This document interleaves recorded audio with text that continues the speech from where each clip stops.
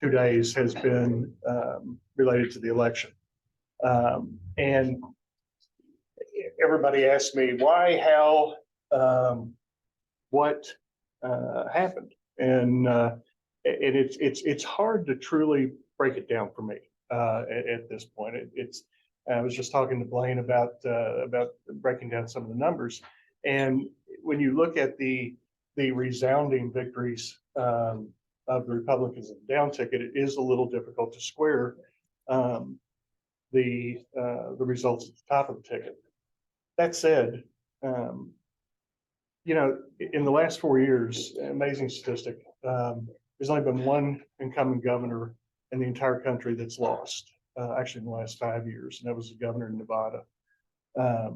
So clearly it's difficult to beat an incumbent governor, one that's well funded and one that is well liked. I mean, all the polling shows that regardless of what any of our individual opinions are of Governor Beshear, by and large, people like him, and he has a relatively high approval rating. So when you have that type of dynamic, I think it's very, very important, or it's incumbent on a challenger to convince somebody not to vote for the incumbent, to throw them out of office. And I think that money was certainly a player, a factor in that. The numbers with all the third-party entities are still being tallied, but when it's all said and done, the Beshear campaign will have outspent, or the dollars spent on the Beshear campaign will have probably outspent Cameron's somewhere in the neighborhood of 2.5 to 1, which is a violent amount of media force to run against. And you know, obviously, victories have lots of cheerleaders. Defeats have lots of critics.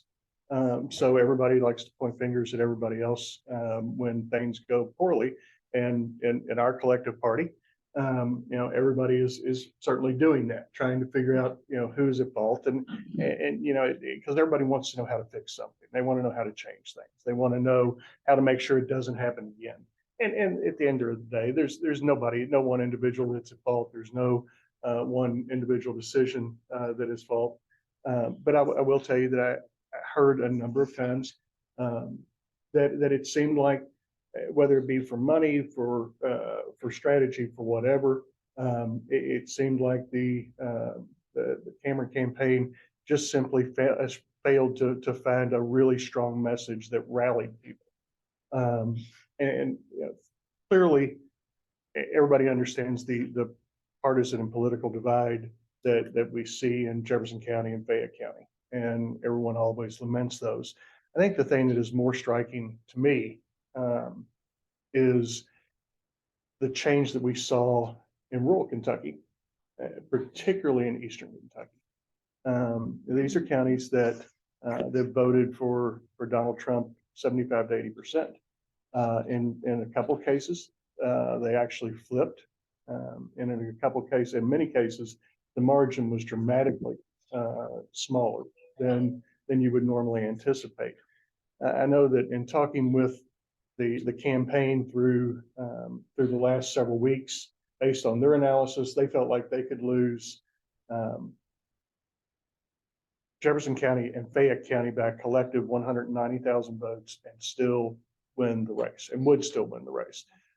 They lost by a collective 160,000 votes. So they got 30,000 more votes than they thought they would get in Jefferson and Fayette County, and still managed to lose.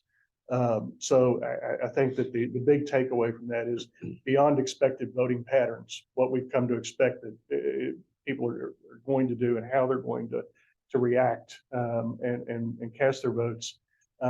It defied the norm, particularly in rural Kentucky, which is surprising, but not unprecedented. For years, Eastern Kentucky was a Democratic stronghold, and it wasn't until probably the 2010, 2012 that we started to see that change pretty dramatically. So not necessarily a shock, but still a surprising thing for me. I'm excited about the down ballot races. I'm particularly excited about Russell Coleman. Russell is, and I say this, and I joked a number of times about it along the campaign trail. I say this in all genuine sincerity and admiration of Daniel Cameron, but there is not a better, more qualified candidate for Attorney General in my lifetime than Russell Coleman. He has spent his life putting criminals in jail, and he's an outstanding individual. So I'm really excited about him. Allison Ball obviously has done a great job as treasurer. She was rewarded with being the highest vote getter, and as the auditor, she'll do a great job at that. Jonathan Shell's one of my dearest friends, served with him in the House. He'll do a great job as Ag Commissioner, and Mike Adams clearly will continue as Secretary of State. So that's my political 2 cents worth on the election. And at the end of the day, everybody continues to ask, what does that mean for us? And ultimately, it doesn't mean a lot for us. It would have been great. I'm not going to lie. It would have been great for us to have an advocate in the governor's office, because there's so many things administratively that we face headwinds on. So many things that we'd like to do that we can't do statutorily. That we're not going to have the advantage or the opportunity to take care of. But at the end of the day, we're in the same place where we stepped out, and that is in a position where we're compelled to pass good policy that will move Kentucky forward. The governor's not had much input into and dialogue with us on that policy for the last 4 years. I don't expect that to change. Certainly always welcome input from anybody and encourage input from anybody. And interestingly, we've developed a very good working relationship with the Democrats in the House. So they've become very good partners on most of our bipartisan legislation that we pass. Just obviously, we still have the contentious political divides, but they become very good partners and very good communicators. So we're going to continue to do our work. He will continue to take credit for that work. But going into the 2024 session, obviously our priority is the budget. This is the budget year. Everything starts and stops with the budget. It's the one thing we're constitutionally obligated to do is pass a budget. It has to be balanced. We have done an incredibly good job of budgeting the last 4 budgets. For now 3 consecutive budgets, we have spent less money than we've taken in, and have been able to allow hardworking Kentuckians to keep more of their money in their own pocket. And we will continue to work to do so. I think we're going to continue to see some very conservative budgeting, and one that continues to focus on our ultimate goal of eliminating the individual income tax here in Kentucky. As you probably know, we missed the finance cabinet came out with their numbers. Revenue Department, we missed the target or the triggers to affect another half point. So right now we're at a point reduction, which is $1.2 billion a year. That we're leaving in Kentucky taxpayer pockets. I think that you will see us have, even though I think everybody's committed to the formula that we put in place, because it is a very well thought out, very well developed formula that has lots of safeguards to make sure we don't do something that we have to go back and make huge tweaks to later on. But I do think that you will see some additional conversations about additional one-off items, maybe that we deferred for the last couple of years, focusing on the individual income tax, things like the inheritance tax, like the LLET tax, things that are particularly punitive and directive, don't cost huge amounts of dollars to the bottom line. So I think you'll see us have those conversations. All right. rambled on a long time. I'm No, sorry. you were good. I hope you guys are taking notes. Questions? Okay, House Majority Whip Jason Nemes, Well, elected. You can, go ahead. they're gonna hear about you, Jason. all right.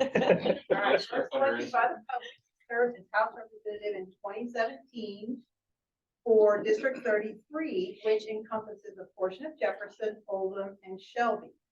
Jason was elected by House Republican Caucus to serve as the Majority Whip in 2022, and he served his first session in this role in 2023. He serves on committees, Rules Committee, and Judiciary, and he also served in 2023 House Impeachment. Jason, you have the floor. All right, thank you. Yeah, I'll take I'll start where I was left off, and that is with the budget. We've done tremendous work to put ourselves in this position, put Kentucky in this position. When we took over, our rainy day fund was effectively zero, and now we've got the strongest in the country. I think we're in the 70-day frame where we can pay for government. If we stop receiving any dollars, we may have a little bit of money there to do something, not much, but maybe there's something there. But the point is, we put a lot of money in the contingency fund, or the rainy day fund is what it's colloquially known as, and so we'll keep that very healthy. All the while, obviously, reducing your income tax from 6% to it'll go down to 4% on January 1st, 2025. So also while doing that, we used to, one of the gimmicks that they used to do before we took over was they would have the 12th month to pay the next year. Well, we've not only paid the 12th, we've caught back up doing those types of things. We pay cash for maintenance on our buildings. We have a lot of buildings, obviously, in Kentucky. And so we pay cash for that. We do not bond those things and saddle our kids with those debts. If you're an architect or a nurse, you remember that sometimes we used to sweep your accounts to pay for things. We don't do that anymore, all the while paying for billions, David, and pensions over and above. So the statutes call for a certain amount of money to be paid in pensions, which we've done that, but that didn't keep up with the actuarial required contribution. So that the real money that was needed, which was billions. And so we paid that and then some, just to make sure that we're doing right by those kinds of things, because that's the thing that was hurting us the most, and the biggest danger to our Commonwealth was our pension underfunding. And it was so bad that our bond rating was even reduced, which means that when you lay roads, or when you build new schools, it's more expensive when our bond rating isn't good. So we put a lot of effort into that, and we've actually shored up our bond rating. And so these things are not glitzy and glamorous. Nobody's going to go out and say, hey, I'm going to vote for Jason Nemes because he's improved our bond rating, or he's really done a good job on making sure they don't shift the nurses' agency funds. But that's the right thing to do. We think when Kentuckians went to the polls in 2016, 18, 20, and 22 to give Republicans the keys, we think that's what you told us to do, is to govern like adults and govern like conservatives. And so, that's what we've done. And reducing taxes, heck, that's an easy vote, right? I mean, heck yeah. Well, if you do that and you don't control spending and you continue to spend like drunken sailors, that's not good for us. That's not good for our kids. So we have to do both. And that's what we've done. And so it inured to our benefit. And I'm very happy that our governor, even though he vetoed the bill and said it was an irresponsible thing that it endangered our communities, actually ran on that after he vetoed it. So I'm glad he's now change of heart, and maybe he can pull from the same side of the rope on those issues. So, we've done a lot of heavy lifting on the budgeting, and it's put us in a really good position. So I think this next year we'll see still very disciplined spending. So we can get that next level down as we go down to 0% on income tax, maybe be able to remove some of the other tax that the speaker mentioned. So we'll do those types of things, but we do have a little bit of extra dollars. Some of that is sugar still from the federal government. But what are we going to do with it? When we asked, the budget director for the governor came in last year, and he said, they had all these glitzy and glamorous projects. Well, we're not doing that. We're paying pensions down, and then we're looking for projects like water projects and infrastructure, the kinds of core governmental things that we need. So that's the people that you've got running the House and the Senate right now, are people who are just looking at it soberly and trying to make the right decision. So the budget is obviously, as I said, the most important thing, and that takes most of our time, and we're trying to be very responsible with that. So that's one. Another issue that I'm very happy about, we actually met with Ken and I met with Courtney Baxter today and some other Commonwealth attorneys, because we're working on something we're called the Safer Kentucky Act.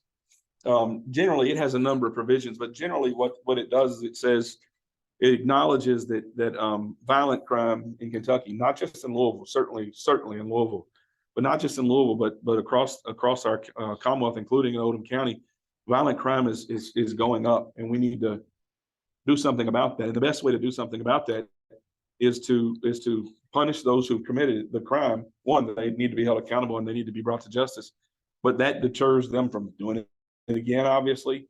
And we know that every dog will test its chain. And if Ken does something and nothing happens to him, I see nothing happens to him, and maybe I can do those types of things too. So we want to send the message to the community. You know, we're taking violent crime, all crime, but we're certainly taking violent crime very, very seriously. In the House, we passed a bill. Lindsay wasn't in the Senate yet, so not attacking you yet, but you get this done in the Senate this time, Lindsay. Okay. But a couple of years ago, we passed a bill that said these groups, these bail fund agencies, which raise a bunch of money in Louisville, and they were just indiscriminately releasing people, paying their bond. And look, if it's something that's very small, no problem, great, let's get them out, let's get them back to their jobs, get them back to their families. But we said if it's a violent situation, then we weren't going to allow these groups to bail them out, because when an individual bails somebody out, they're making a statement, right? They're saying, "Well, I'm putting my money on the line. I think they're gonna come back to court so I can get my money back. And if they don't, then I lose my money." But you also make a statement. You're saying, "I think they're not going to be a danger to the community or to themselves." That's something that a person says that a corporation doesn't. So in the House, we passed a bill a couple of years ago that said a corporation wouldn't be able to do that. Well, it passed the House, didn't pass the Senate. And now we've got a young man from Crestwood, Jake Luxemburger, who's dead.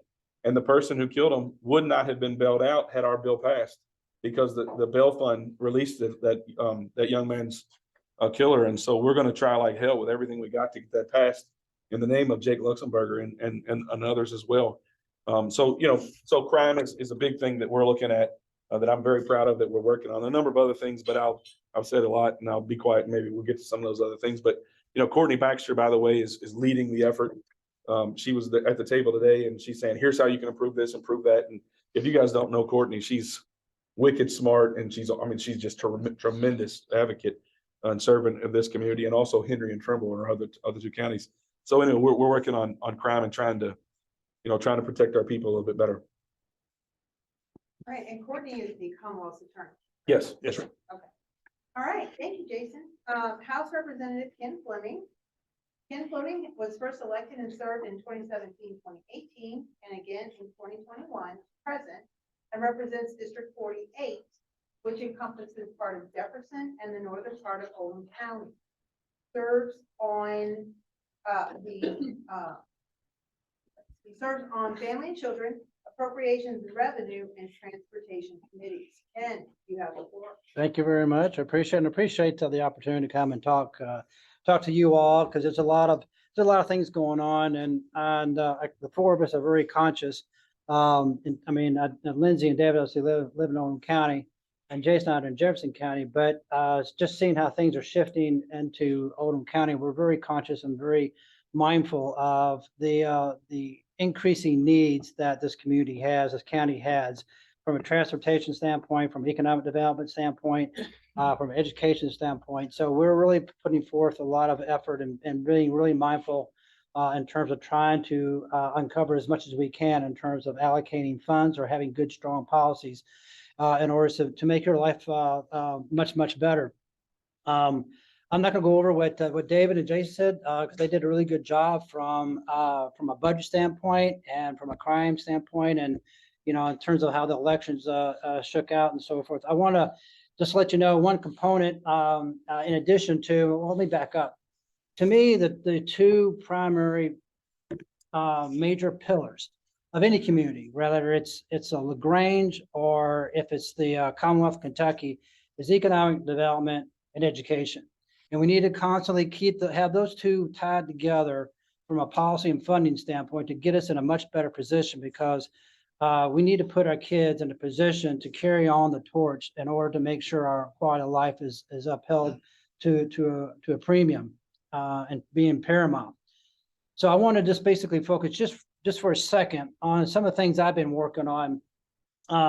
My background is business. I worked for a bank for many years. I ran an aerial survey and mapping company that mapped not only the United States, but also the world from a land standpoint, as well as from an ocean extraction standpoint as well. And based on my business background, I'm looking at workforce. I'm looking at economic development, trying to figure out what we can do to help out folks in Oldham County to increase their pay, to have a better quality of life, and those sorts of things.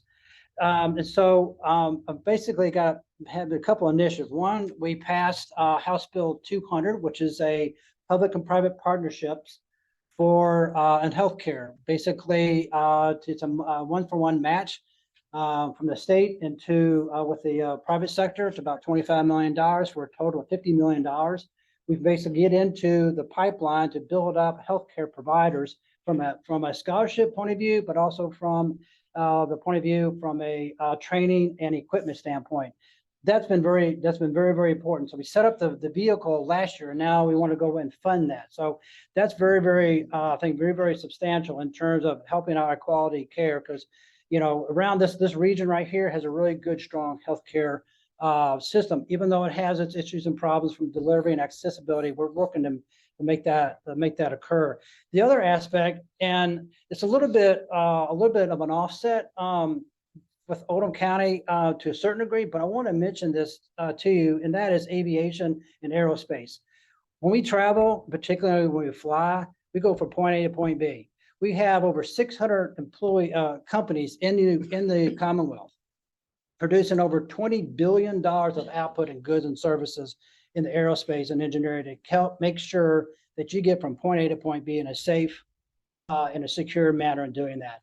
And so we're looking at using the same model we use with the healthcare and applying it to the aviation in order to help that out. There are, like I said, there's over 600 companies throughout the Commonwealth.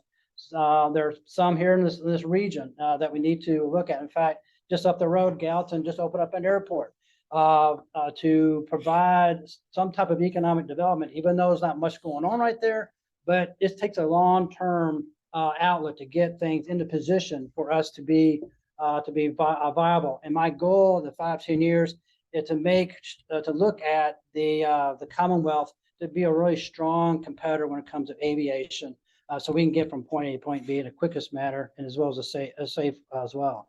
The other thing, what I'm doing right now, besides my business background, right now for the past 8 years, I run a mental health center.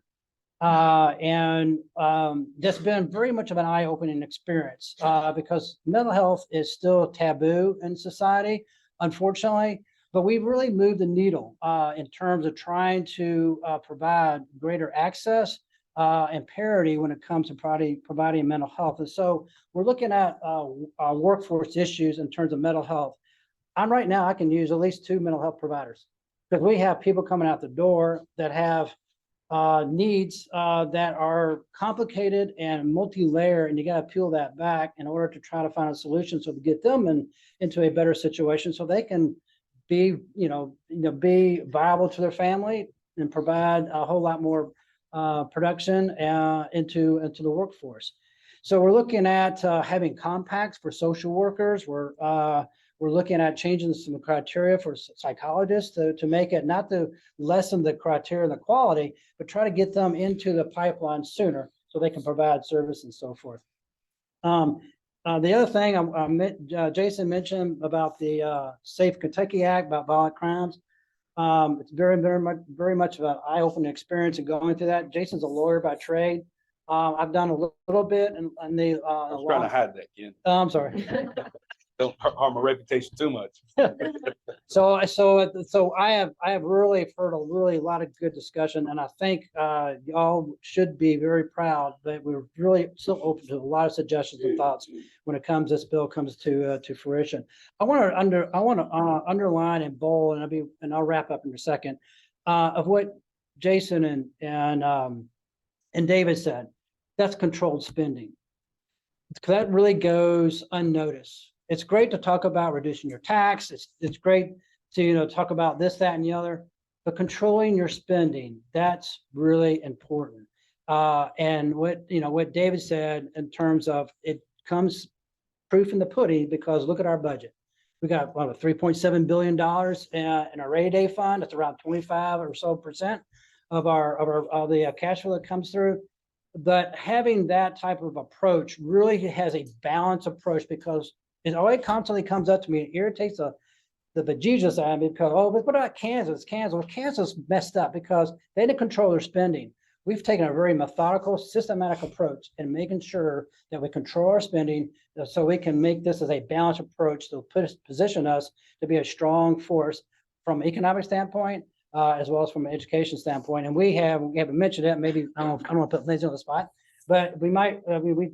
Education is very, very important. We've put a lot of money in terms of record funding into education. We'll continue to do that. I think it's one of the things that we'll be really focusing in on this coming spring. So with that, I will go ahead and turn it back over to you, but I do appreciate the opportunity. Thank you.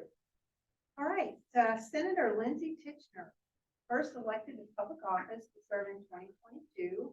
She's just finishing her first, she says term, but it's really the first year of what's going to be an action-packed 4 years, representing District 6, which is Trimble, Oldham, and Northeast Jefferson County.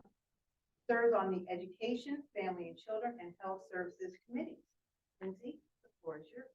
Well, thank you all for coming. I really appreciate you taking the time out to be here, and I won't take too long. I know I want a lot of questions to be able to be asked, and that's really the main reason we wanted to do this heading into the next legislative session. And I particularly put this together and wanted to invite them because they know stuff about the budget that I'm completely ignorant on, because I haven't been through a budget cycle yet.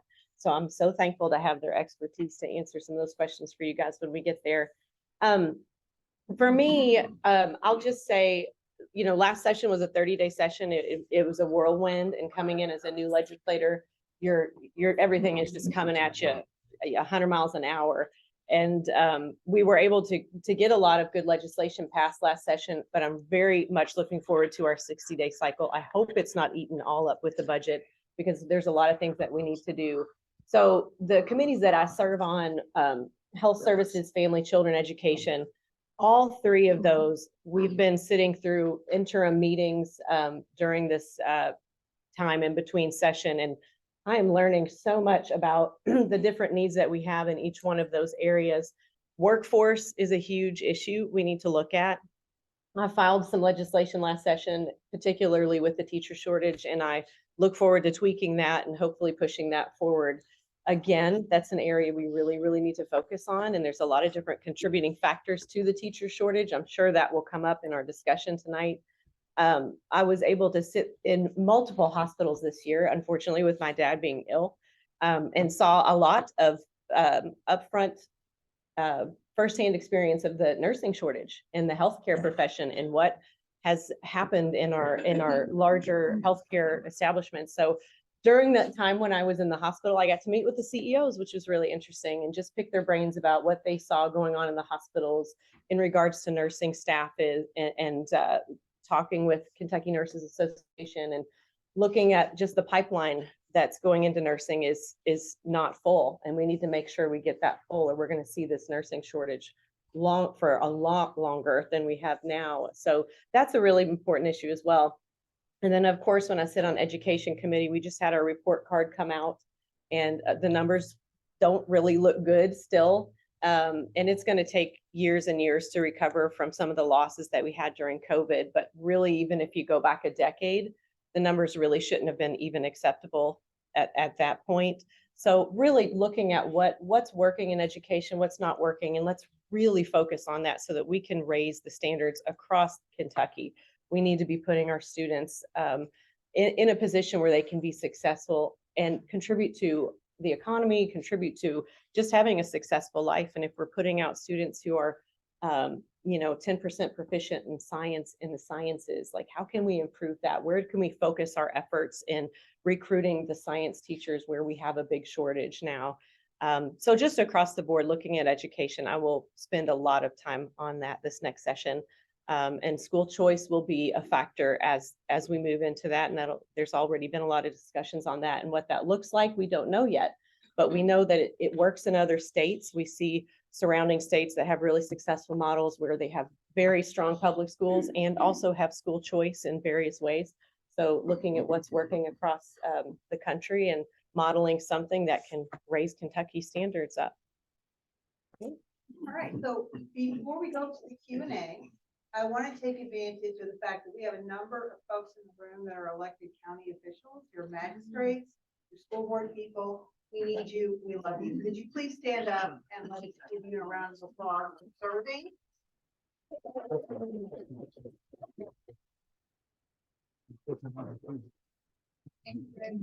All right, so here's what we're gonna do with the questions. If you have a question for anyone on the panel, if you would please stand up and speak up, because we don't have a microphone. They do, but we don't have a microphone to come to you.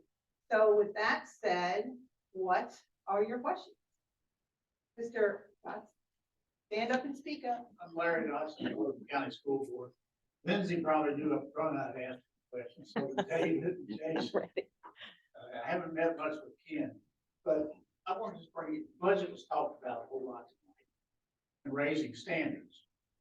And on the budget, one thing I've been fighting for the last several years is redoing the seat form. That's not going to happen. Not gonna happen. But there's other ways that we can take and get money for our schools. One, we're supposed to be fully supported on transportation. We're only getting about 68% of the money that we need for transportation, which we need about a $2.6 billion annual raise on transportation. To get that, we could give our teachers and staff a 3% raise. They were talking about raising standards. You don't raise standards, teachers you can't get, number one, and the better teachers can't, not paying them what they need to be paid. The second thing is, we've been funded to SEEK since 2008. One thing we're requesting is the possibility of getting a $325 pupil increase over the next 4 years. We could get that, we could add another 4% to that 3%. Now the teachers could get a 7% raise every year. We can get quality teachers with that. We can get more teachers with that. And I got one thing here that will not cost any money at all. I'm for it. Huh? I'm for it. Y'all have been paying full day kindergarten. But it's not a statute yet. By not being a statute, that means y'all can take it away anytime. We want to codify it in Frankfurt where it's permanent, where we get full day kindergarten, because it's not there now. And this is another question I want to throw out. Our governor, he says he's going to give teachers a big raise. That's fine, but is this raise for 1 year? Or is it going to be a continuous raise every year? They're going to expect the same thing, and then you can't throw it back on the schools. So if he starts that stuff, I wish you all watch out for that for us. Because we can't afford, say, if he wants to give us a 10% raise, we can't afford an extra 10% every year if he's not going to fund it every year. That's what scares me about what he's saying. If y'all will think about the transportation, $325 a year for 4 years for the SEEK formula. Hate to use the word formula for SEEK in the codifying the full day kindergarten. That would help us tremendously getting good teachers, raising the standards that we need to raise. And another thing is, we'll throw this up top, textbooks and professional development. That's in the standard that we're not getting money. Not getting money for textbooks. Not getting money for professional development. We need to throw something in there for that too. All right, anybody want to address that? Yeah, I'm happy to address some of that at least. And I'll start with the easy one. And that is, I shouldn't say easy, most directly answered one, which is transportation. I think you'll see a huge push to fully fund transportation. We had the opportunity to do that a couple of years ago. And excuse me. we had some dollars that we had made up our mind we were going to push into the education space. And I actually had a pretty lengthy conversation then with then Superintendent Greg Schultz. And it was Greg's opinion that the best, most effective way for that money to be utilized was to force it down through the SEEK formula for the betterment of education across the board. I don't want to say whether it was a mistake or not, because Greg's not here to defend what his reasoning was. But I think at that point in time, it was a mistake, because as we all know, the SEEK formula is disparate and it has disparate impact on particularly suburban counties. When you figure in all the Title IX funding and the federal funding that comes in, it really is, it makes it dramatic. I actually do, I will disagree with you, Larry. I actually do think that the SEEK formula will be revamped. Right. It's not something that's going to happen this year, because I don't think it can happen during a budget year. I think that because everything is built in a theory and in a vacuum. And I think that, for you all to develop a budget, you've got to know hard dollars, what is going to be in your revenue stream when we pass this budget. I think that to do something that is built in theory and ask you to manage through that is not only unfair to you, it's unfair to schools across the state.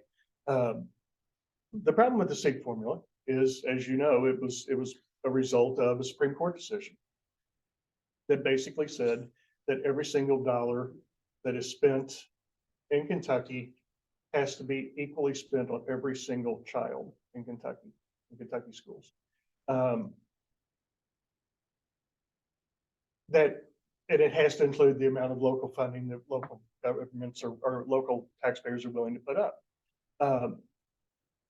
That is a very, very narrow and specific mission that we are given and have to work with. So it's very difficult to find any leeway in that. The other reason we can't do it in the budget session is because whatever we do in revamping that formula, regardless of who's for it or who's against it, it will be litigated. There's almost no chance that it will not end up at the Supreme Court again.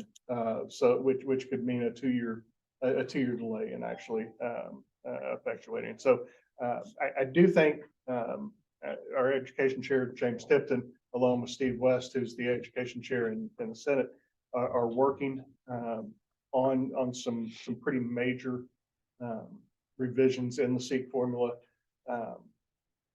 They've actually gotten farther along than I thought they would at this point in time, but I don't think it's anything that we can count on in the relative short term.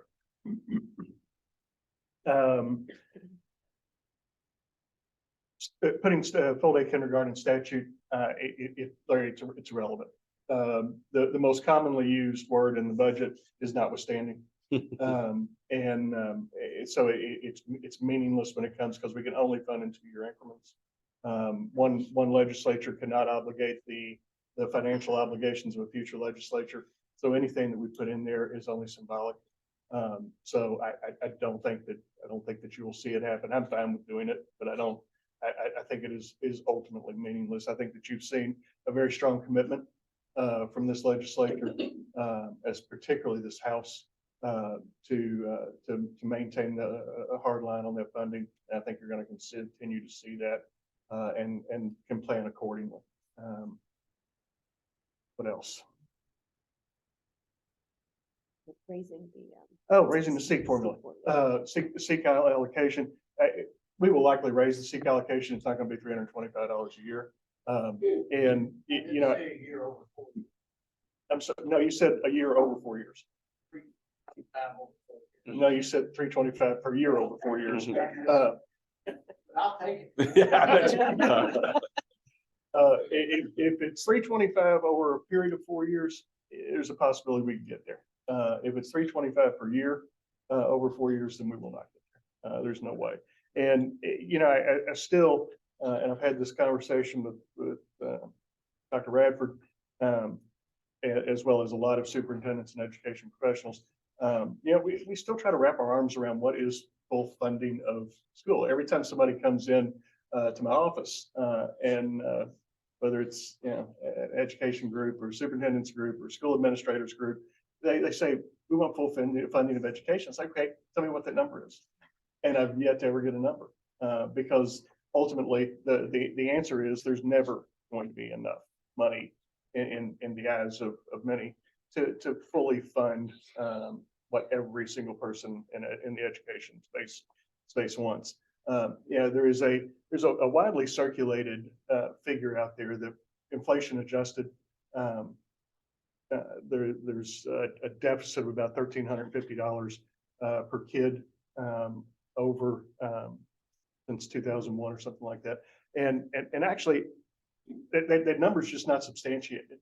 You know, our state budget office, not a partisan office, the governor's budget office has run these numbers. And if you look at inflation adjusted since 1991, we are still well ahead of the inflation curve based on our previous funding. So I think it's perfectly acceptable and reasonable to argue and debate whether or not we fund enough. That is always a reasonable debate to have, which we can agree or disagree. But I just can't. Each of the last 3 years I provided this, Jason. I provided it to the head of the Superintendent's Association and asked him to rebut it, and he's yet to rebut it. So I feel pretty confident that the numbers are correct. But certainly we've shown a commitment to education funding. You're going to continue to see it, and I see no reason that that's going to stop. Can I add something? Does that cover it? Oh, you got something? Yeah, I just wanted to add, I think when we look at, you know, what need is there, where's the money? And I see we are very heavy on administration in the state of Kentucky. Our Kentucky Department of Education has about a $6 billion budget. So if we look at shrinking that, staffing is about 60 million in salaries at the KDE, 1,100 employees. So let's start shrinking some of our big government. The money's already there, and then we can distribute it back down to the local level. That's not a quick fix, but I think we could move in that direction. I think a lot of us probably agree that KDE is probably bigger than it needs to be. So I think shrinking it, finding money that's already available to us. I can make some quick points. I feel like we should have Kara come up here because she's passed 2 bills the last couple of years and working on another one. But anyway, so good to see you. I'm glad you're here. Textbooks and professional development. I was there in, I think, the 2018 budget when we were talking about this, and the superintendent said, "Don't fund those. Put that money in SEEK so we can have flexibility." So that was a decision that you guys made that we honored. And so if we need to revisit that decision, then let's make that determination. But we funded the way that you guys wanted it to, so you have more flexibility in your budgets. Full day kindergarten, I represent 4 districts: Jefferson, Anchorage, Shelby, and Oldham. They were all having that. And so the fact that we funded that was just money in your pockets because you were already doing it, thankfully, for the good of our people. So that was money that went to Oldham as well. With respect to SEEK revamping, there's nothing in government that scares me more than that. I know it seems like everybody wants to do that, but let me caution you very seriously, especially the 4 districts that I represent, because there's only 2 things that can happen with a SEEK revamp. Number one is the dollar that goes in there gets redistributed a different way. It's not going to go more to us. Or number 2 is we're going to have to put more money into the kitty. That means raise taxes. And so I'm scared to death of revamping SEEK because the 4 districts I represent are all what we call SEEK losers. We spend a lot more in there. We put a lot more to Frankfurt than we get back. It's probably only going to get worse. So I fight against SEEK reform. I'm against it. I want as much money that goes to the school districts outside the SEEK formula as possible. But SEEK reform, reformatting SEEK, it scares me. And let me suggest that ought to scare the hell out of you too. Well, I said, fill with transportation. Yeah, I get it. Yeah. And the transportation funding, we need to get more. And, speaker suggested what we're trying to do is get the full funding. But let me tell you that our 68% is right in line with what we've done for decades. I don't think the state funding, to my knowledge, has never fully funded transportation. And so, we want to get there, but historically that's not been the precedent. 3 years ago it Was it? It was at 55% last budget, right? Yeah. We went from 55 to 68, It's been 69. increased. Well, I want to look at that. Yeah. I wasn't aware that it was ever fully funded. It must have been pretty far back. Pardon, we as parents, if you wanted your kid in full day kindergarten, we had to write a check to the school for $350. So having it fully funded, helps our parents. It doesn't necessarily help us. Yeah, I agree. It did help the parents. That the district don't have to pay $350 for that happened. Okay. That came out of payment. All right, what other questions? Yes, ma'am. I don't know if it's so much of a question, but it's something I wanted to address so that you're aware of. I am a teacher at Old County Schools. I'm a special education teacher. I was recruited 12 years from Cincinnati, born and raised up there, and I was recruited by a principal to come down here and run a sub. We have become a part of Oldham County. My husband and I, we have a daughter who's a full-time firefighter in Simpsonville and part-time in LaGrange. This is our community. We recently lost our home to a court case here in Oldham County. And what I wanted to address to you is we lost it because we had a summary judgment from a judge. We did not get an opportunity to testify. We did not get an opportunity to share our story with that judge because he would only see us under Zoom. He doesn't even know what we look like because Zoom. We requested that our hearing be in person and that we have the opportunity to address our accuser. It was a probate matter, a matter with a will, a matter where we had lived in our home for 12 years, invested all of our time and money into our home, love into our home, and we had a lot of evidence to supply, but this judge refused and only would do it with Zoom. When we appealed it, he didn't even meet us with that. He did his other judge with Zoom. We were told by attorneys that we would be wasting our time and our money if we appealed it, because it would, if we went through the appellate court, we might win, but we would come back to this judge again and face Zoom again. And we would probably lose because he had already made up his mind with his summary judgment. Because of this, we were sent to eviction court, and on Tuesday we were told we have until this Tuesday to leave. So now we are trying to pack up our whole life, and I'm still going to school. I was there all day today with the students because the students mean so much to me, and I want to be there for them, and I will continue to be there for them, even if on Tuesday night my husband and I are living in our car. But I wanted this legislation to be aware of why COVID is gone. Why are these judges still allowed to say, no, we are not going to be in our courtroom, we're going to be Zoom. And then we are stripped of our rights to fight for our home. Thank you. Yeah. I'll look into that. I assume you're talking, was it district court that you were in? It was eviction court? Yes, but before that, it was not, it was probate. Probate. If you want me to tell you the judge. Yeah, I'll meet with you privately. I'm a lawyer. I can look into it a little bit more than what's appropriate here.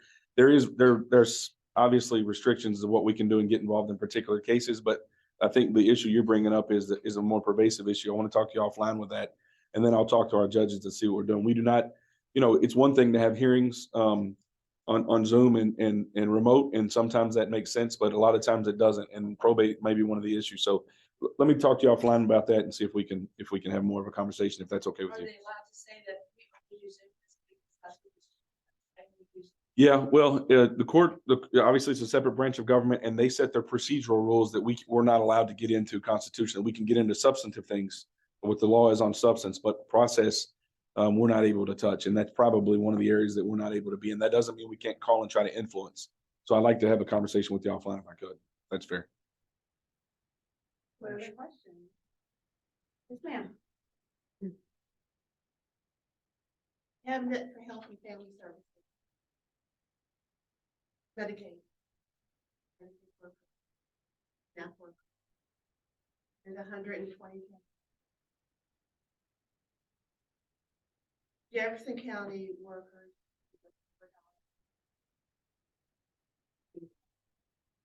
But their work is spread to all workers. So I wanted to bring that to your attention. Maybe you can address. To make sure that all workers for Medicaid. Medicaid has seen a dramatic, and staff has too. And that's due because we have a lot of non-English people.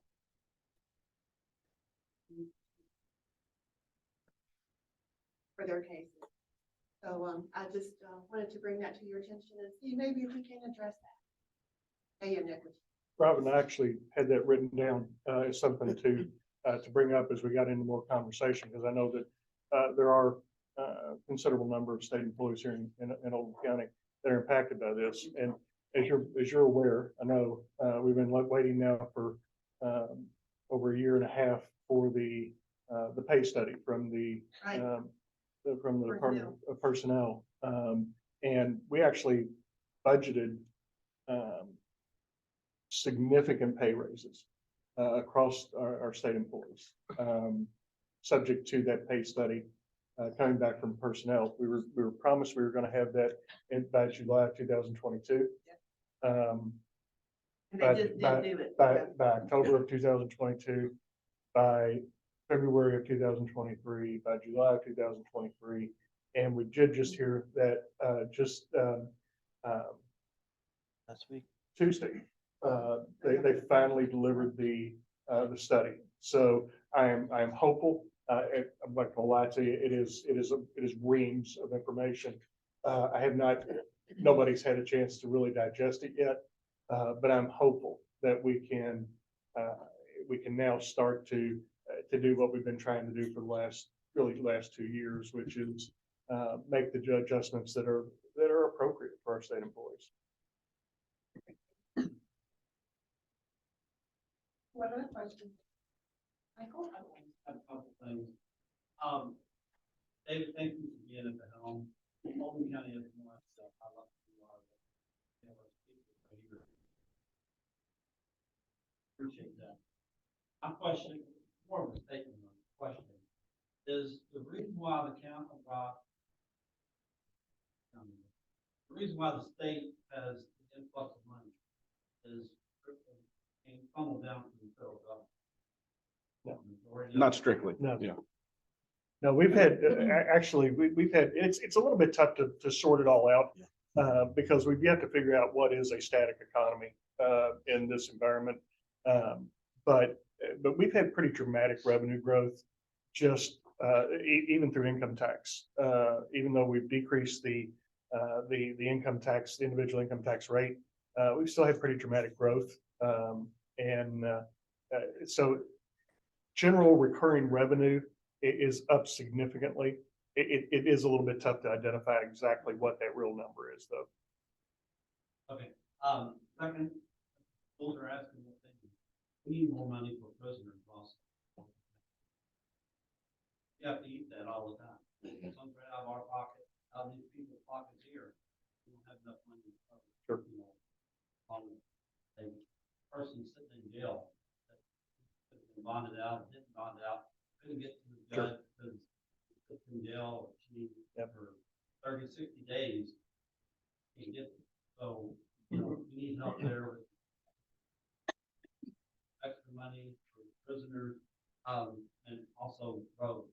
But also, I have one more thing. You know, y'all. Like, when y'all do a bill, vote on that bill. Don't wait till the last day and add an amendment to it, so that people cannot, and everybody can sit there and say, well, why didn't you vote on it? That was a great bill. I didn't vote on it because the amendment that came through at the last minute, I didn't like that. So if you like us doing a, when JD was on court, do a kind of pass some amendment, and then all of a sudden we throw a $500,000 building we're going to build down in Westport Park. Government transparency. All right. There's nothing untransparent about that. Well, Bills are there, bills are there, do everything, but it's kind of messing everything up. It has nothing to do with transparency. You can read every bill, so it's there, but it kind of muddies the water. We've tried to improve it. And it seems like we've never gotten to where we want to get. And I know I'd be interested in hearing Lindsay's perspective since she got to see it for the firsthand for the first time. I think sometimes we get a little numb to it at times, but there really are times at the end of session where you have to, yeah, either inserting language because it may be the only revenue bill that's left to move. Inserting language in a last minute budget bill. Things that fall through the cracks along the way that language has to change. Some of it is necessary, not as much of it as happens. I'm not going to try to sugarcoat it. Well, again, that, I love every one of y'all up there. Sure. I think we are so well and blessed to have y'all up there. So I'm not big, I'm just. No, but we wear it. So Michael, one thing I can tell you is, with the Liberty ladies and working at Lindsay elected, we learned the KET Act. And we were constantly on the signal, on saying, what's the bill number? What's the bill number? And I had to ask David, if it starts in the Senate, it goes to the House, what's the bill number? So if you want to be engaged, dig in and just keep it watching. And Lindsay didn't always have the answer we wanted to hear, but she answered our questions, and so did David and Jason and Ken.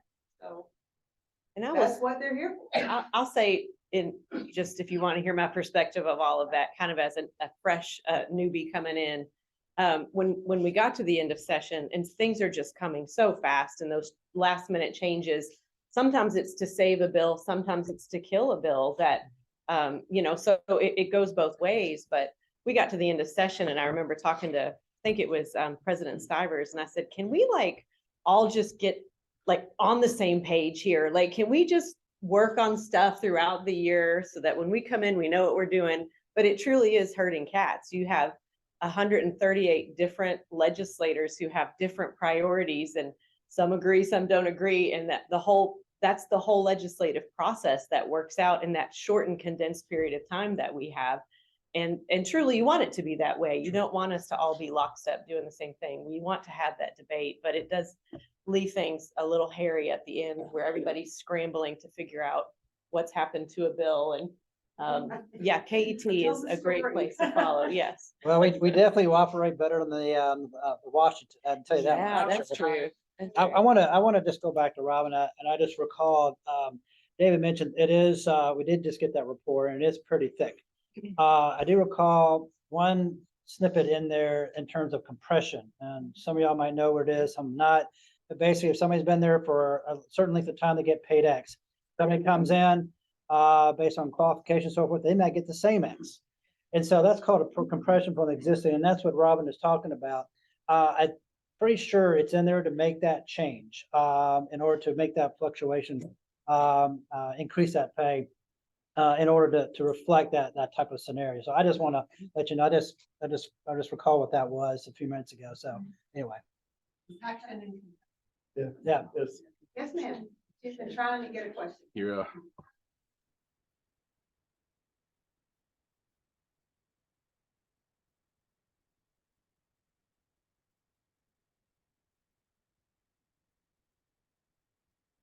good. You do it. Good work. Good job, Karen. Yes, sir. To help what Michael said, this last session, I've heard a lot of discussion here about a lot of issues. None of those issues were transgender healthcare, drag queens. The issues that were first and foremost this last legislative session, 30 days. Transparency on Senate Bill 150 passed through all over and showed up the last minute, which wiped out some amendments that people had put in there. They went there, I didn't even about those amendments, but lifting things past those, yelling about rules. But a lot of the work that you all do is done behind closed doors, and you all pretend like everybody has every opportunity to see it, come speak about it. I went down there twice, and I saw a crowd full of people, much bigger than this, talk about the precursor to Senate Bill 150, speak against it. Those people did not have their voices, at least in the hearing. You did. There were a lot more in that hall wanting to be heard. Still, we got out-of-state voices. Now, thinking about the legislation that you all have, it doesn't go through. One of those being Animal cruelty bill. I think everybody in here would agree, animal cruelty bill is an easy slam dunk. And bipartisan support, it never reaches the floor for a vote. Why not? It's not It true. should. We passed it out of the House the last 2 years. Has it reached the floor for a vote? Yeah, we passed it out of the House the last 2 years. Which one? I don't remember the numbers, but last 2 years we passed it out. I of think the House. Ryan Dotson may have been the Ryan Dodson sponsor. had it 1 year. Yeah. Okay, well, Chris Freeman had it Freeman had another year. that was the one that told me he can't get it. Yeah. So maybe I'm wrong there. Well, there've been 4 or 5 that have been filed, and there've been a couple that passed. Well, Julie Rocky Adams had one that passed both House and Senate a couple years ago. the other one is the Crown Act. What? The Crown Act, getting Westerfield supported it this year. Last year, my representative, Joe Bratcher, did I get a vote? Maybe I missed that. No, It passed out of committee. So now, these are things that are important to the community. There's a lot here, spending that's important to the community. You're the first constituent who's ever brought Crown Act up to me, by the way. I don't hear about Crown Act from constituents. I voted for the bill in committee and support it, but that's not, you say, Constituents from just schools. Yeah. that's, no, well, they were from JCPS, they weren't from my district, but doesn't matter. I support the bill, but when you say there's a number that are very, hold on, when you say this bill is one of the most important bills, it's not one of the ones we hear a lot about. But I'm saying is bills that actually impact. Okay. Throughout the community. More important, I would think, than bills that got passed with Senate Coalition. Be a problem. And I think prove that in this election. A lot of people are happy with it. I don't think it's the biggest issue in Kentucky. I would think most people here don't worry about it as much as they want other things. My daughter's school that she graduated from, I believe it's the same school you graduated, got swatted yesterday. What are we doing about that? What are we doing to get guns out? Yeah. What are we doing about a red flag law? We've got in Frankfurt that sponsored a resolution against red flag laws. Yeah, I have two sons. I have 2 sons in that school today. And they were both in closets yesterday. It got swatted because there was a prank call. The prankster called about 4 or 5 schools in 4 or 5 different states. So for about an hour and a half, my sons were texting me frantic. Police officers were all in the hallway screaming and hollering. They thought there was an active shooter. That was a very, very difficult time and day in my life. My wife was teaching, being monitored by her principal as this was going on. So imagine what she was going through. I drove immediately to Manual High School. Thank God it was a prank. What are we trying to do about it? What we're trying to do is get armed SROs in our schools like we have in Oldham County. JCPS, our school board, won't do it. We've had 592 deadly weapons brought into our schools from students last year, and our school board won't do anything about it. Not one. So what we're trying to do is we're trying to protect our kids. When you ask teachers, this isn't a Republican part. Let me finish. When JCPS asked its teachers, what's your biggest problem? And I had a couple dozen that retired last year early. And I called them and they told me discipline in the classroom. 82% of our teachers in JCPS want armed SROs in our schools, but your school board and my school board won't do it. So you're asking the wrong people. What are we doing to protect our kids? Yeah, we need to talk to James Craig. Yeah, well, that's the problem. We're trying to get them in there. What are we doing about gun violence? What are we doing about red flag laws? I don't think my school board can pass red flag. No, they can't. Red flag laws don't have the support. I mean, you're for them, but what? Who says they don't have support? Well, because I The count the votes in the majority of the House. I state know of they don't have the Kentucky. votes. I don't support it. It's, I would like to, Okay. All right. That's okay. One voice. look, I was scared to death that my boys were gonna be shot to death yesterday.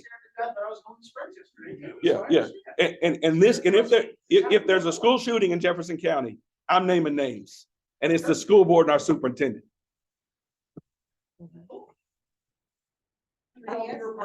Yes, ma'am. In the back. I just want to say, encourage anybody in here, that David and Jason are wonderful people. They spent hours with my daughter. Jason has let her sit in his desk and press the gay vote from the building.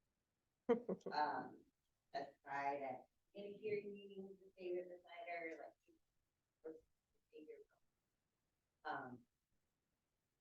So more. I was right there. I was right there. Reach out to them. Listen, like, especially in a short session, but there are people that look everybody up. Take care about what they're doing. Right, it's really very human beings and others. You know, whatever the issue. All right. I'm gonna follow up on that. There's been a lot of stuff. These guys are totally transparent.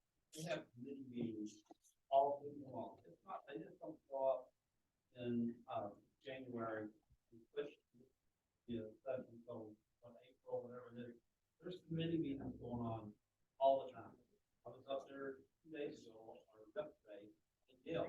So they sit there and they listen to people all.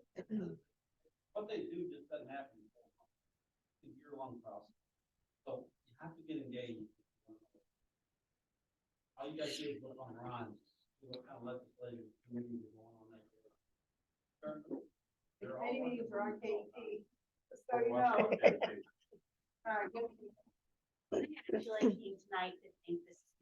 So I am from Pillar, the Apple Patch community that serves people with intellectual disabilities. And several times, unfortunately, I've had to call on you to give a voice and advocate for us. And I just want to say thank you. You've had a huge impact. I appreciate it. You're more than welcome. It's great. You're doing great work. Yes, sir. If I were king, You are. Go ahead. I'm out. I'm leaving that I'm gone. jurisdiction.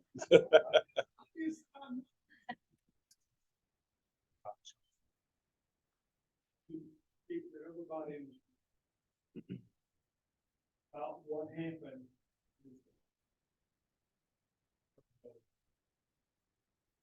I see a real danger in losing in the next election. If not by actually losing your seat, by losing your. We have been almost ignorant of political science in our dealings as Republicans, trying to get things done too quickly or without people ready to make them move forward. Ohio blew abortion out of the water. We must not say the word, no matter how much we detest it. Politically, we must not speak the word abortion again until the public's ready to talk about it. The incumbent governor won on the mistakes he made. Now, in September and October, and gave away literally billions of dollars to gain votes. We have a person in this county who I will not mention, but I was in a group with him and I got knocked down because I asked him one simple question. You talk about having money being spent for commerce and progress. Let me take you to E-Town. Realtors. I went to the E-Town board of realtors meeting last week. They got a building going up down there and they don't have anybody to staff the place. But once they staff it, they don't have any place for the people to live. And on top of that, we took 1,500 acres of top producing land for food and made it into something that is already been shut down halfway. Folks, we have got to be wise or we're going to lose what advantage these wonderful people busted their ass. Things you all did. We can't say the bad words. We have to be united. We can fight like hell in this room. But we walk out this door, we got to go out in arms like Democrats do it every year. They put their arms together and walk wherever they go. But they may be fighting behind. I mean, we talk about closed doors. Let's fight like hell behind those closed doors. That's what I'm asking you all to do. Understand. that this was probably gonna be the most important legislature in the state of Kentucky in history. Because, already been mentioned here tonight, if Kentucky lost the governor's race, the Democrat, odds are, historic history is saying that we'll lose the presidency as well. Now, we don't think it's gonna be Joe Biden, but it might be Michelle Obama. Think about it. Joe Manchin retired today. He didn't say he wasn't gonna run for president. So, folks, everything we do, and when we support these wonderful people, we've got to understand, when we support them, we've got to be with them. Even though we may be calling and saying, oh, hell yeah. But if I were king, that's what I would ask you to do. Keep in mind, every piece of legislation comes out frankly and have historical consequences, even if unintended. I wanted to address the gentleman who brought up transparency with SB 150 and I'll just tell you that bill, obviously it was two separate bills. There was HB 470 and SB 150 that were two separate bills. From my perspective, we waited too long to bring those to the floor for debate and discussion. So when it looks like we weren't being transparent because it moved through so quick, in my opinion, we should have had the debate probably a week or two before we did. And because we waited, and those decisions aren't mine, which bills come to the floor or not, that's not my place, but we didn't have time to have those discussions in order to see amendments play out. So it happened very quickly. Why is that? Why were those important pieces of legislation? We've always had legislation. We've always had things in place in our state to protect children. And that was the purpose of both of those bills. They mashed together and became SB 150, but the purpose of them both was to protect children and protect parents' rights. So it was an important piece of legislation, and I'm happy to sit down with you for coffee and we can discuss and debate that bill and that legislation. I really would. I've met with people before to talk about it, and we have great civil conversations. I don't think today's probably the right place to have that debate, but as far as transparency, that's kind of how that one transpired. Man. Good evening, all. Denise. I'd like to talk about foundation. Because I come from New York City. We have some big buildings there. And for that massive building going up, there is as much going down that nobody sees and no one thinks about.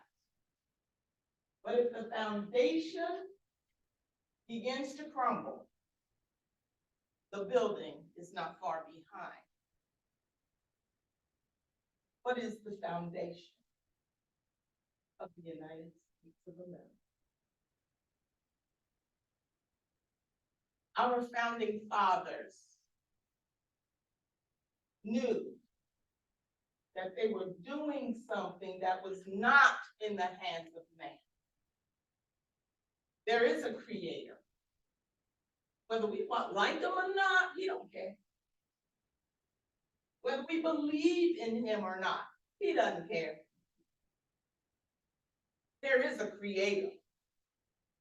And as a creator, he has designed for the human body, for families, for children, for schools, for governments.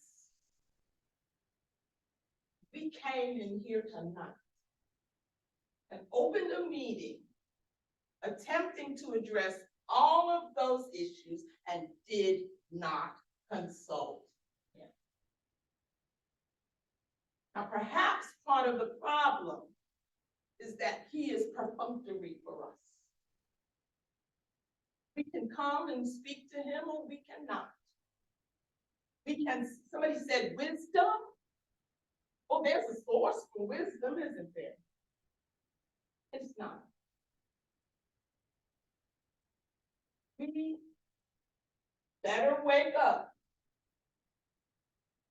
Because if the creator decides that he is not welcome in our affairs, he can, will, has, and is continuing to step back and leave it in our hands.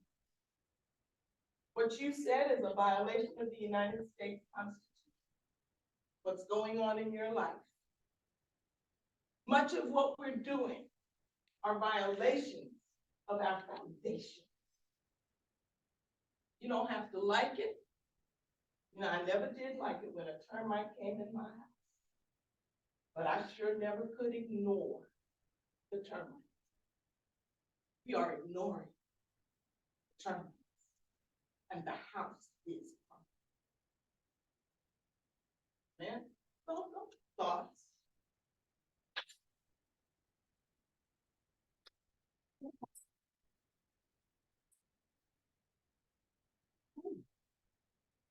Yeah, and I wanted to say this.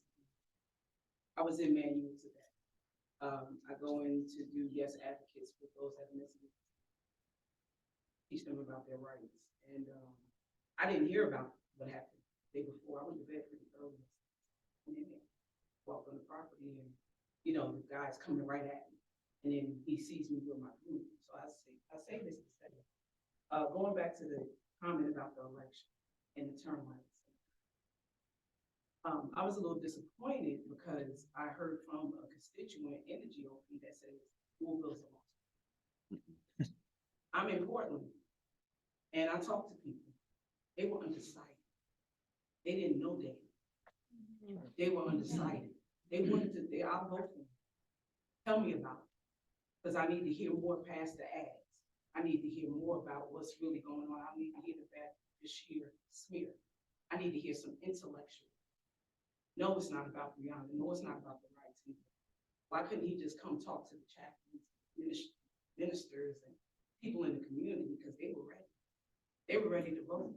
I was out Monday night knocking on doors, just taking doors to the top dark room. And the lady stood there. She was like, I'm undecided. Then there's those that voted because of the termites, the foundation is in. It's not scared, it's in.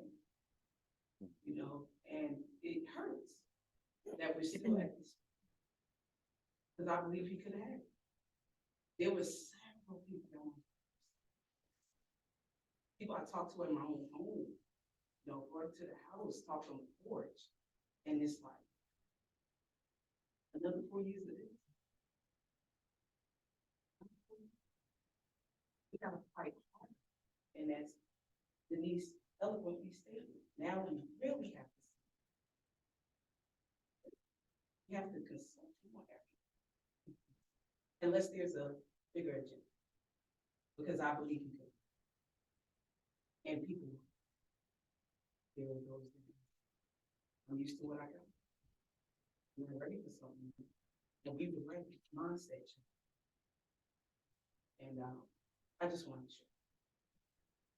I want to say I do appreciate Denise and what you're saying and what points you're making. As I mentioned earlier, I run a mental health center, and I've got a therapist in the West End, and I hear it. And I hear it quite frequently. In fact, we're trying to set up a position and have an office down in the West End because to treat mental health, because it runs rampant, more so than the folks in the East End. But I understand what you're saying. I'll let you know, and just to let you know, Denise, and I don't think I'm saying anything out of the term with the leadership here. And by the way, I want to say, I think, Michael, we're very blessed to have two people in leadership in the House that represents Oldham County. That's a pretty strong force and influence in order to make sure that Oldham County, but also Jefferson and Shelby and all the Commonwealth has put in the best position possible. But every time we have a caucus meeting, we open up in prayer to guide us, to give us some thoughts, opinions, and that even though we'll come from a different perspective and understanding, we will do our best to come together because we know who we serve and where we're going. And society is, I think, to agree, is imploding. But I can tell you right now, between Lindsay, David, and Jason, we're not gonna let things happen, in particular Jefferson County. We hear it all the time. And what we're trying to do, and what Jason and I, we're in Jefferson County, we try to prevent the erosion of some of those bad things. It's not Democrat, Republican. Some of those things are going on in Jefferson County to come into Oldham County. That's part of the reason I ran in order to make sure that we set up some type of barrier in order to stop those type of situations coming into Oldham County. Because we care, and I've got family members in Oldham County. And so we try to do our best, and we listen to everything as much as we can. We are pressed for time. There's a lot of things hitting us. So if you want to reach out, we encourage you to reach out and touch base with us and talk to us, email us, whatever you can to do. Because I tell you what, I mean, Lindsay and David have all Oldham County, but if you can't get hold of David because he'll get back to you, or he'll have some folks in staff get back to you, or Jason, call me up, call Lindsay up. We're here to serve you. I don't care where you live. I'm here to serve you. That's how I approached my position. I was Metro Council for 12 years. I had people from across the county call me. So I just want to say I do appreciate your comments. We understand where you're coming from, and we try to keep things focused on why we're here and what the will is in order to deliver that. And Louisville's not a lost cause.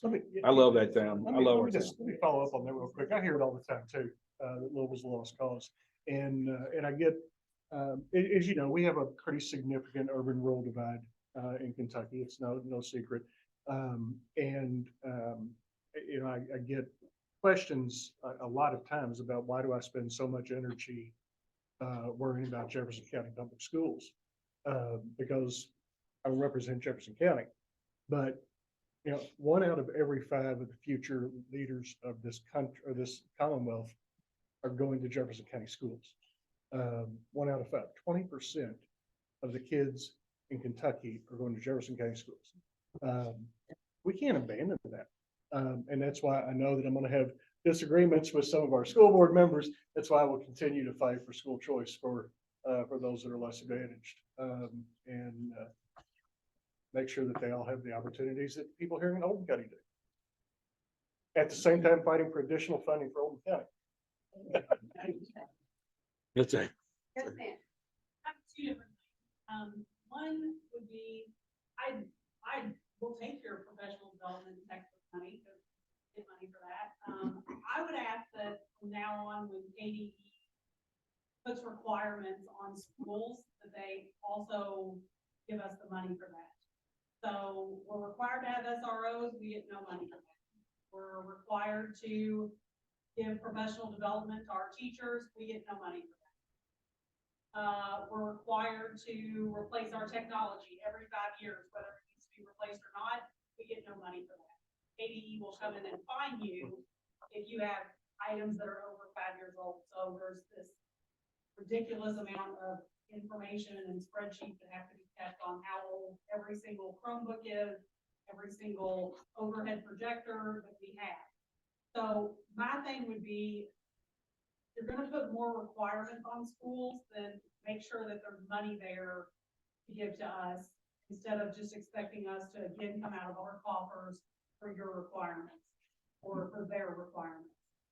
The other thing that doesn't have anything to do with that, kind of and kind of not, with school board races being nonpartisan, I don't know if any of you all looked at the tickets from the polling places, but we had one school board race up, and if you look at the non-votes, so I guess if you just fill in party line, then your school board vote doesn't count.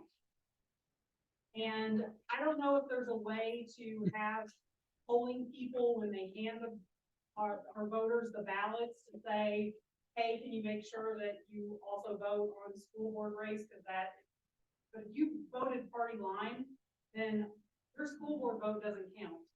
And it's kind of frustrating that, you know, I understand as party leaders that you want to have the option to vote the party line, but we tend to get then shafted on that, because then we get non-votes, and I don't know if people understand that when they go to vote. Parts and races. Let's make the races Better partisan. educating voters or what?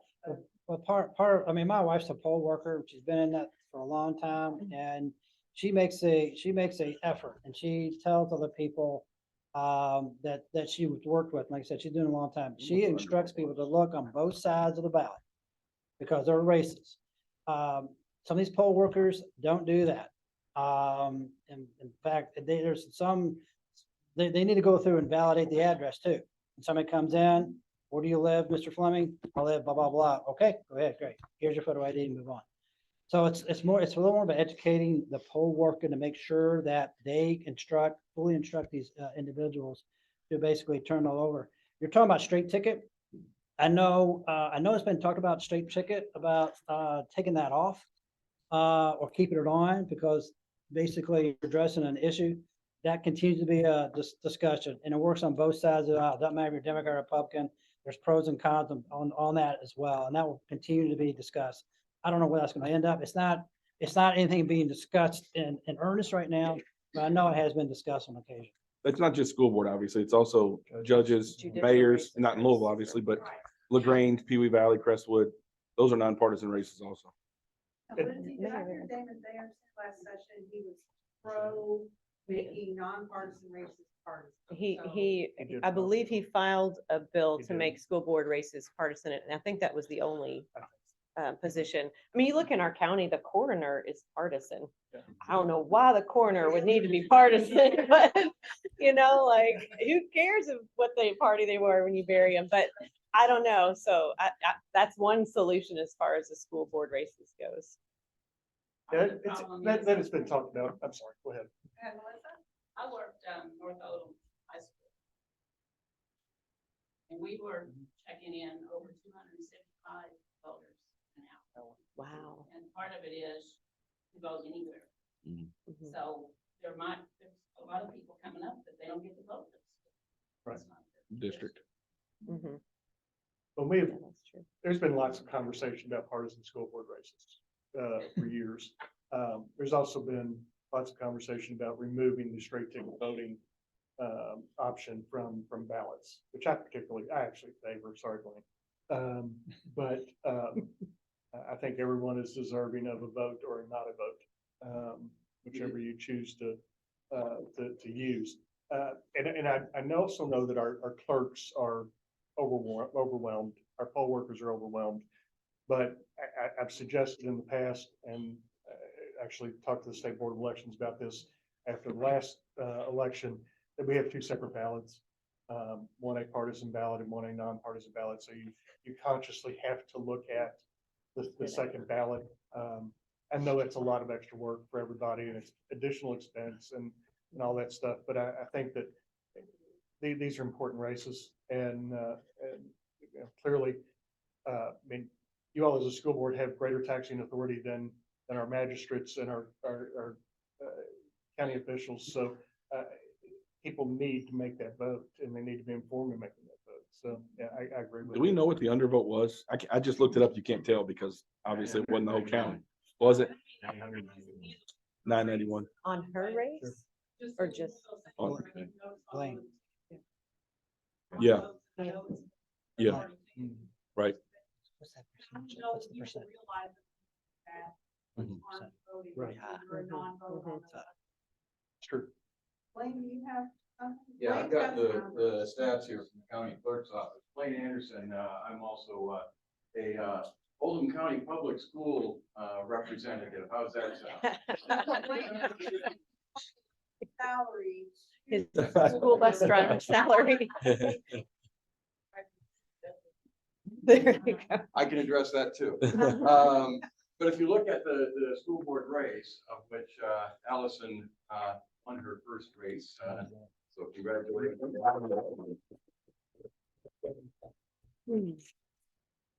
She got 2,162 votes.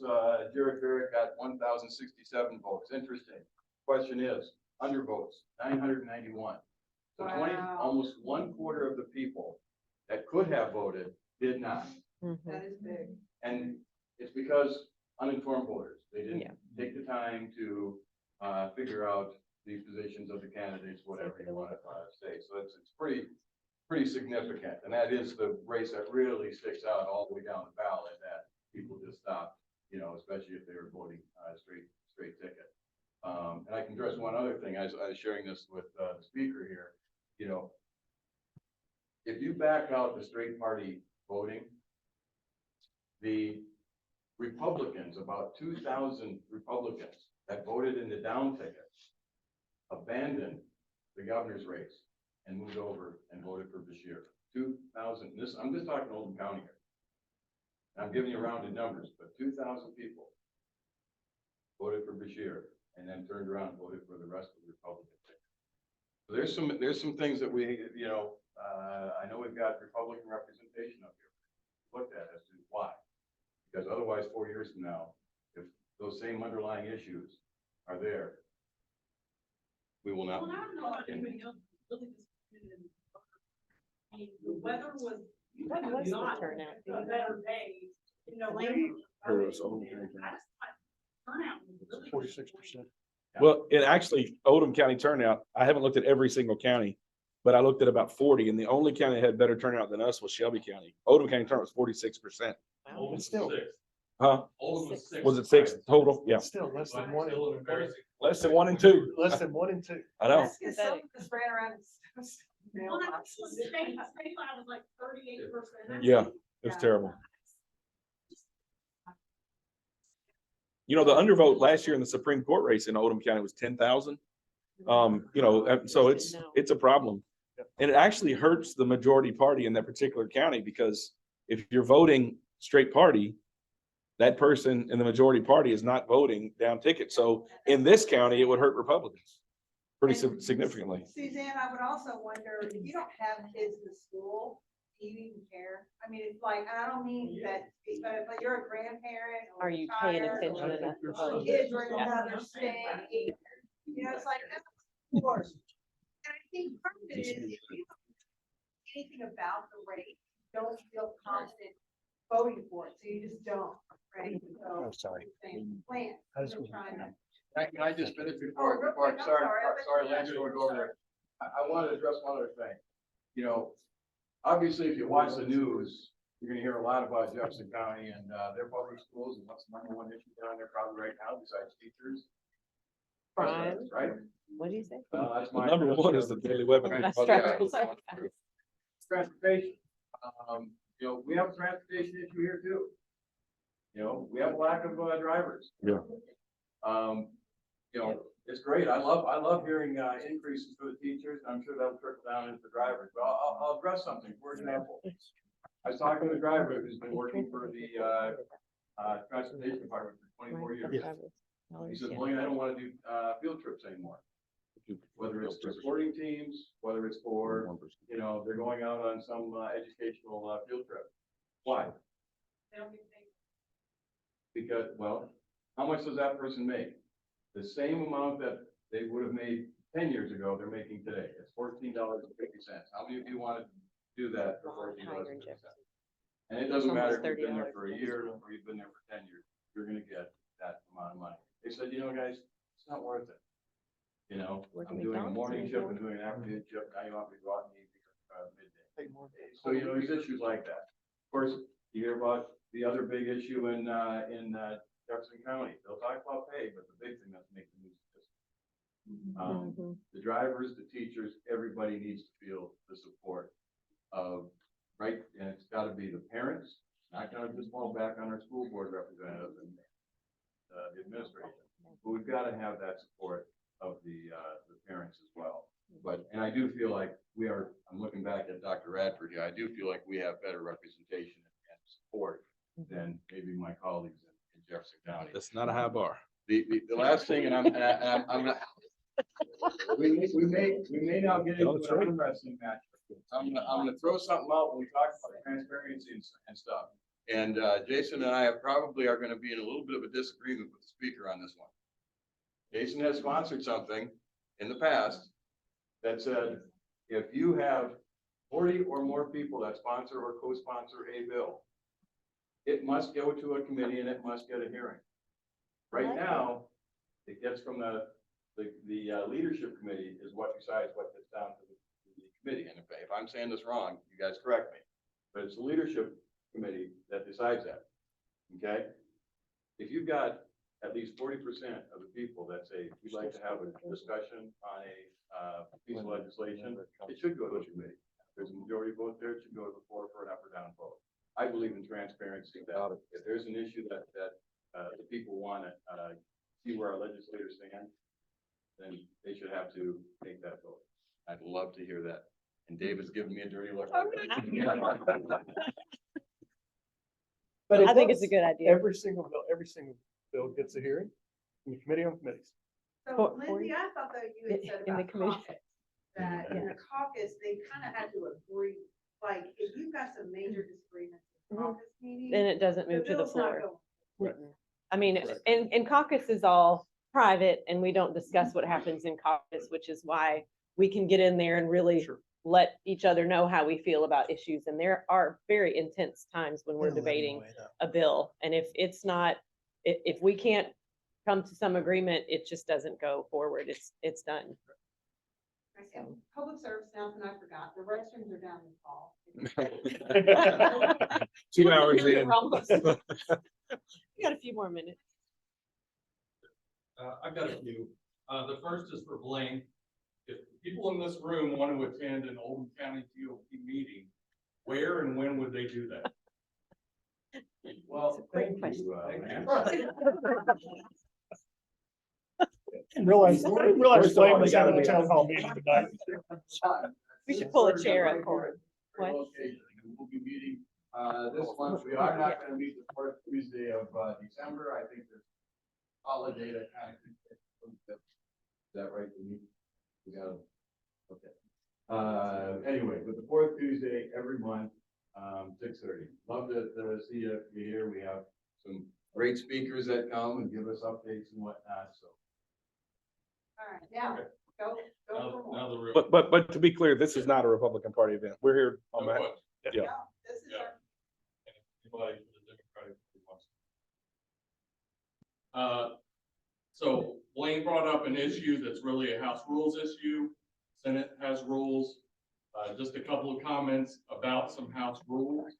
Not only do I agree with that rule wholeheartedly, if you get 40%, what is the fear of bringing a bill to the floor so people can go on the record for what they are for or against?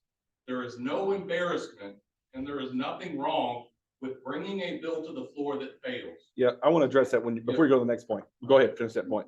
So that would be first, just I support that, what Jason has in the past proposed and what Blaine came out in favor of.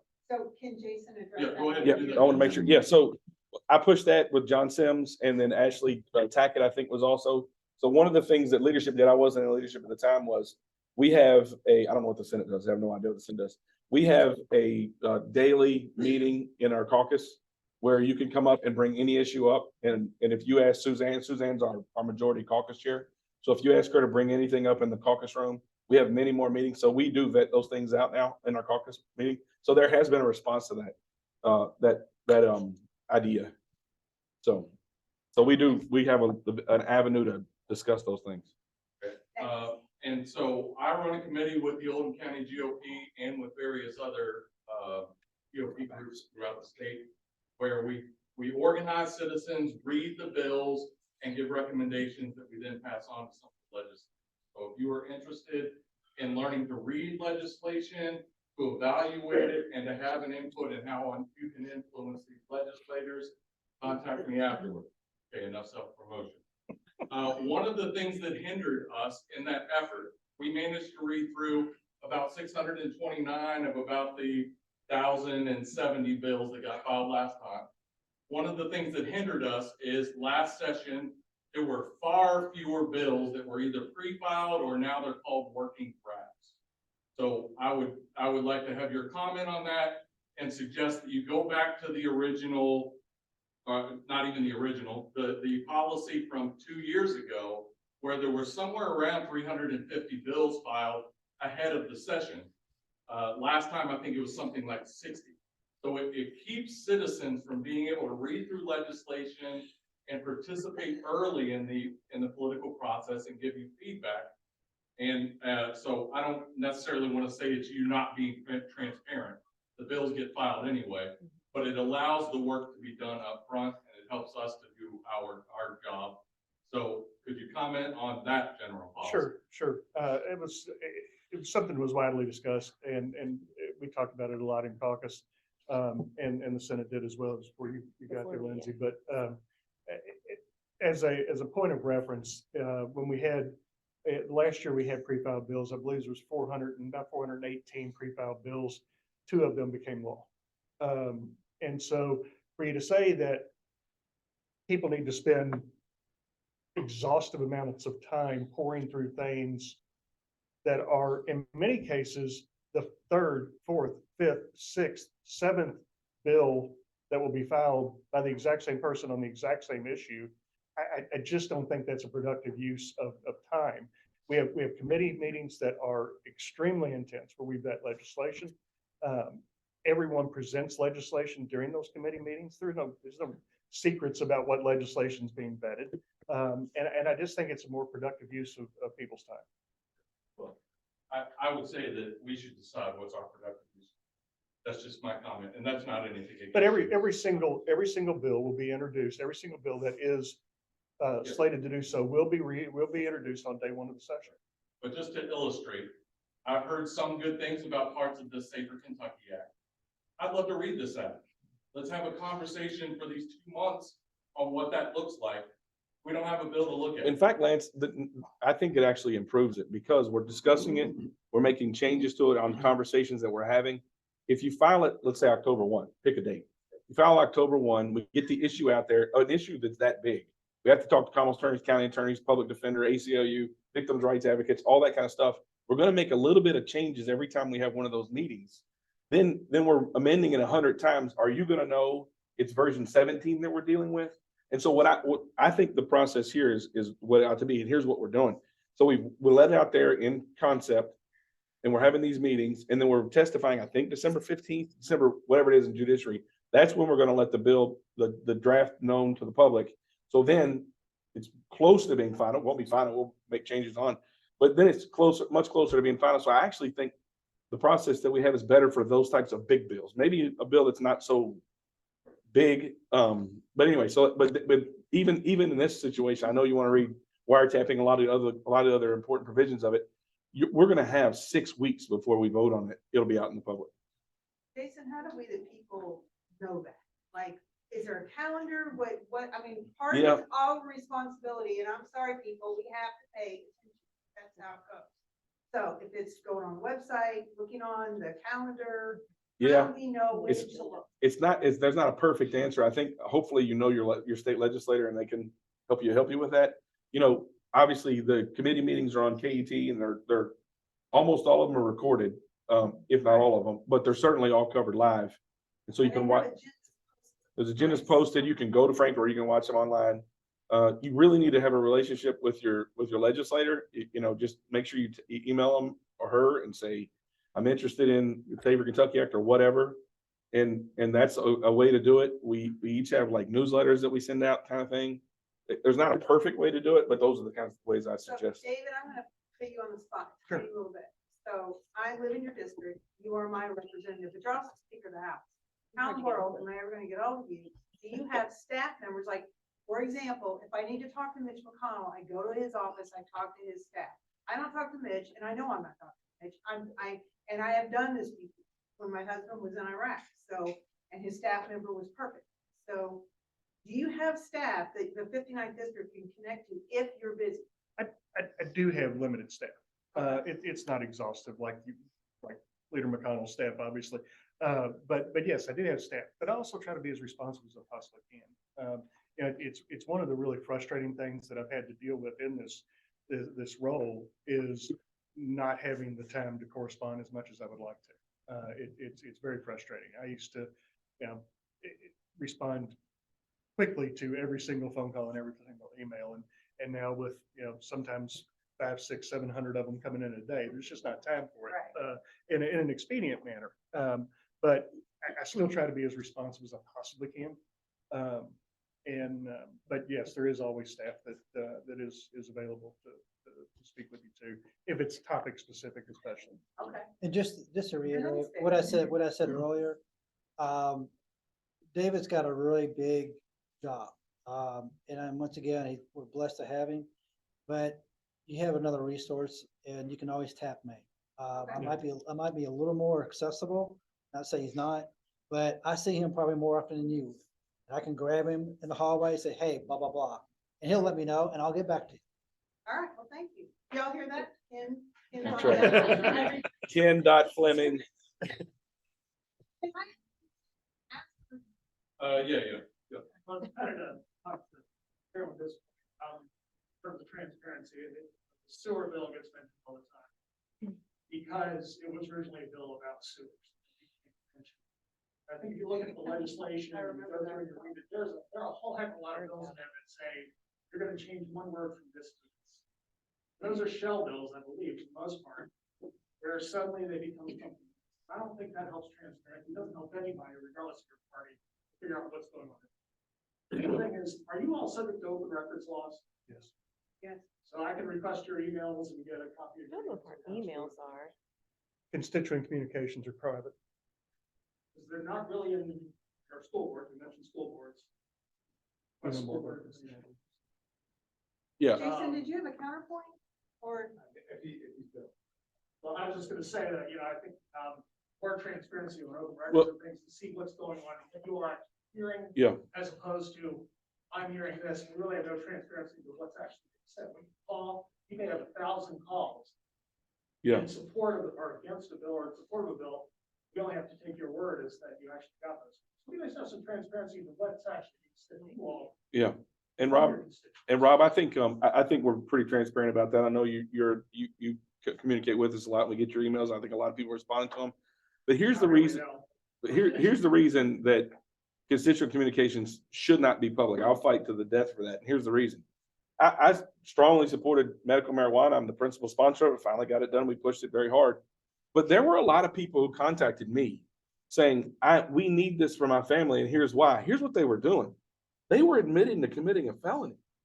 And they were telling me because it was right for their child or for their spouse or whatever, they were trying to advocate for a change in policy.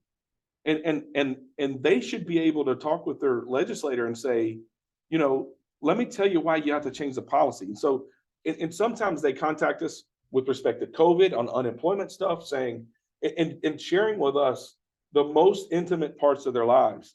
And that lets me represent my people better. And there's no way in heck that information should ever be public. If it is public, it's embarrassing to that person, and it would chill people's communications with their legislators. With respect to the other things that we, other communications and so forth, we are subject to Open Records Act. We do not any longer give constituent communications, though, for that reason that I just suggested, which I think is really important. And I know the court system's not subject to open records at all. Wish they were a little bit more, but Jason, did we get your question? Yeah, I just really want to thank our legislators for being here tonight. Thank you for the work that you do, moving our school forward. Takes all of us to do. Really appreciate what you've done this past session, the place that we currently have, working in and breaking up. Well, thank you. Also, just want to kind of build on what Larry's been resources. See.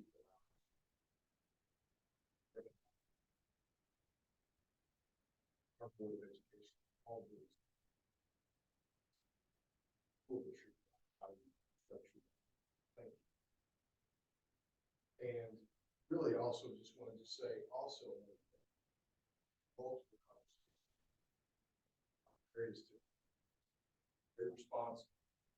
We may be on these things or just responding to an email or a text. Meeting.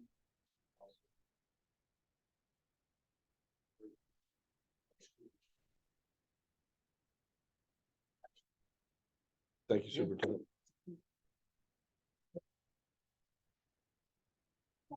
Yeah, you stole my thunder on that. I also wanted to thank you. And I want you to, I would love if you all recommended to every other state representative to have town forums like this. One of the things that Andy Bashir did very well, the whole time he was governor, he's traveling around the state, yes, taking credit for things he had no role in, but he was pressing the flesh, talking to people. It's hard to demonize, or I don't even want to use the word demonize. A lot of these are just factual issues that he had, but he had a personal relationship, or at least people thought he did, with them because he went around and talked to them. So with that said, I think the biggest thing, other than the budget, that's going to come out of this next session is a school choice amendment. Yes. If virtually every Republican in this state that's an elected official isn't making the case that it is immoral to keep children in a failing school just because they don't have enough money to get that child into a better school, or even a school that fits them better, we're not going to win that. We haven't had a great track record in terms of constitutional amendments recently. Now, it hasn't hurt us electorally. Losing a constitutional amendment doesn't hurt you electorally, but it's going to hurt our kids if we don't get school choice passed. So I just kind of want to have an open forum for you all. What's your strategy? What's your case for school choice? How are you going to sell that to the people? Because we need it. And I know, by the way, several of the people up there, if not all, are very strong advocates for school choice, and they will push it. Yeah, all four of us. Yeah, I think we're all adamantly. in favor. Before you answer, I add one thing, and correct me if I'm wrong, Kentucky is one of 2 states who does not have a school choice program, whether it be vouchers or savings account or however they're set up. But is that true? Kentucky is one of 2 states who do not I have think that. there are more than 2. Yeah. It's overwhelming majority that have school choice in some way, but I don't think there's just 2.